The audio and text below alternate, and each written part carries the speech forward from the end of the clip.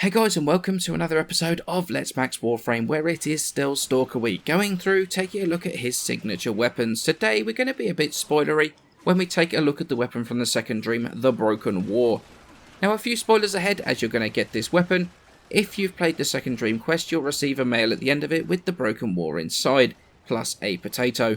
This weapon itself is half of the War Greatsword that was broken in half by the frame during the quest. If for some reason you manage to sell this thing by accident, it can drop as a blueprint from the Shadow Stalker himself when he's defeated during a mission.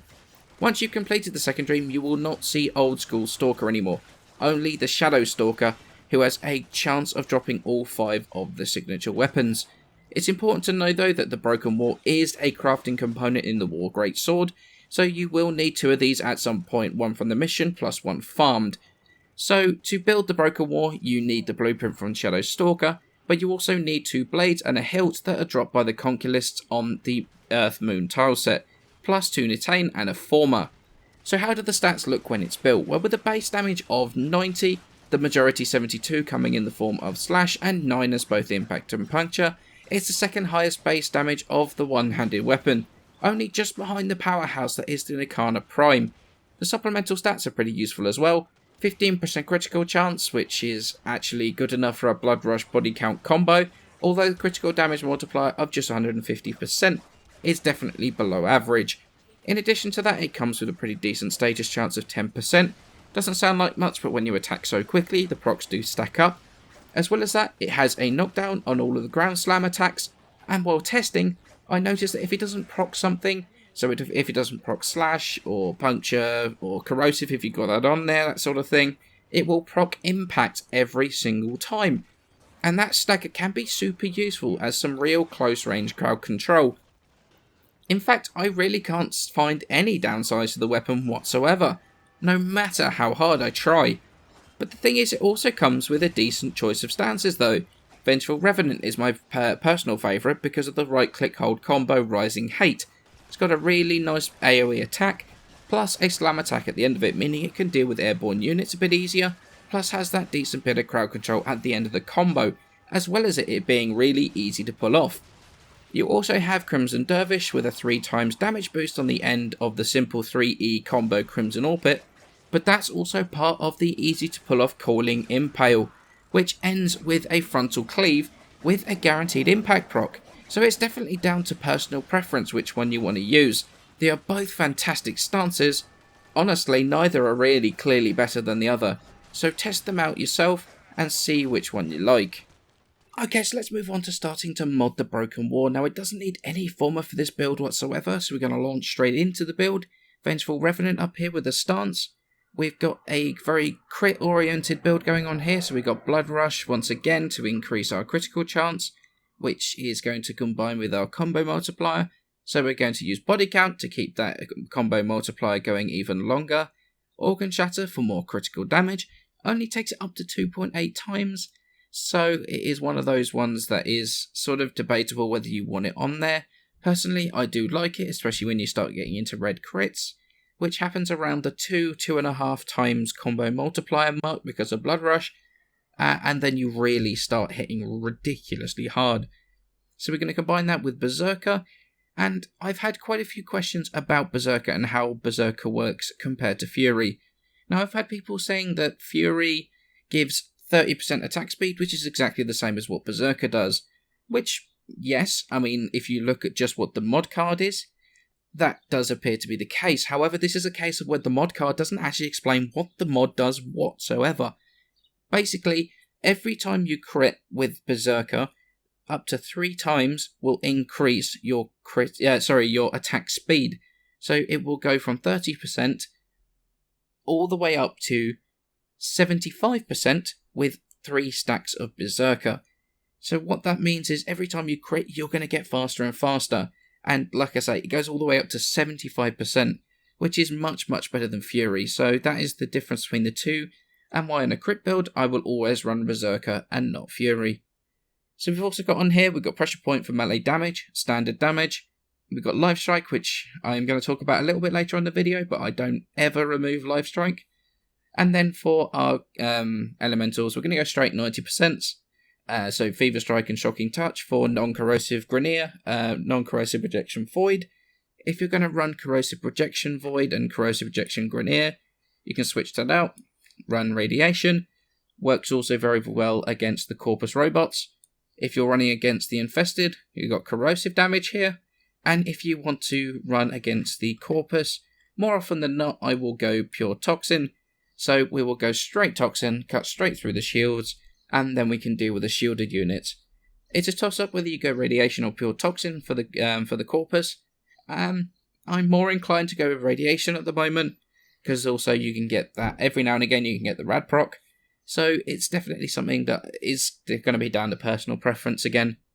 In terms of alternatives, there isn't a huge amount of alternatives with this build, because you need Blood Rush, which means you need Body Count, which means you need crit damage. But to be honest, the one that is kind of debatable, some people have changed Organ Shatter out for True Steel. Means you hit those red crits much earlier, much easier. It also means that essentially the spooling up of the weapon, the increase of the attack speed because of Berserker, it's easier to proc Berserker when you're starting off each of the combos because you've got that higher crit chance. It's going to be definitely personal preference, and this is more geared to getting to the red crits earlier and is using the red crits to try and kind of mitigate the fact that you haven't got Organ Shatter on there. So it is one of those ones that's going to be down to personal preference. I like going with Organ Shatter. If I'm going proper melee, I'm always going to be trying to keep that body count combo, body count Blood Rush combo up as much as possible. So I would rather get the red crits with Organ Shatter than have them earlier but without. So it's definitely personal preference, but this is the way I would do it. So is the Broken War worth the build cost and the farm, since it doesn't actually require any former on it? And the answer is yes, it really is. Simply put, it's one of the strongest melee weapons in the game. It's not really that far behind the ridiculous damage output of the Nikana Prime that I looked at not too long ago. Even though the critical damage multiplier is only 150%, that critical chance is only 15%. Because of how ridiculously strong Blood Rush body count is, a critical build is easily the strongest way to get the most out of the weapon. But it does mean though that it's going to take a little bit to build up again if you lose the combo, or if you're just starting out the mission, but it does mean it's going to get stronger and stronger the more you use it. I have to admit though that I know it doesn't look that impressive in the footage in the background. However, I decided to leave it in to prove a bit of a point. I wasn't sure whether to show it or not, but I decided to. I talked a little bit about armor scaling recently in the Warframe and Cheese video, and that is, the footage is a really high level sortie, scaling enemies, and the sortie condition was additional enemy armor. Not only that, but I was the only player to actually bring corrosive projection for this, and this was even a corrosive damage build on the Broken War against these enemies with huge armor. Just look at the damage reduction on one of the strongest melee weapons out there. However, I did record some against high level arid gunners without that ridiculous armor, and you can see now just this how much this thing shreds when you actually get the chance to. Now, I've seen mentioned a few times in the last couple of videos about removing Life Strike, changing that out with the health pads, the health pizzas. I'd never do that personally. I just like having health on demand without the need to burn through resources just to try and survive in a mission. Plus, depending on how long the mission goes, especially at higher levels, you burn through them so quickly that it's just a ridiculous resource sink that I don't think's really needed if you just put the mod on. It's still definitely personal preference. However, I would personally never remove Life Strike from any melee weapon, unless it was only there to boost one of the abilities, like Exalted Blade or Hysteria. But you can enhance this weapon with a couple of arcanes if you want to, something that honestly I've not really talked about in my videos. If you have an Arcane Avenger, you can put that on to really help the boost of the critical chance of your melee, like I did in the last video. I pushed the hate into red crits using that, because you can't really do that normally, and people were confused as to how I was red critting with a hate. And you can do it with the Broken War as well. It massively increases the damage output. Arcane Fury can also work, especially with a crit weapon like the Broken War or the hate from the last video.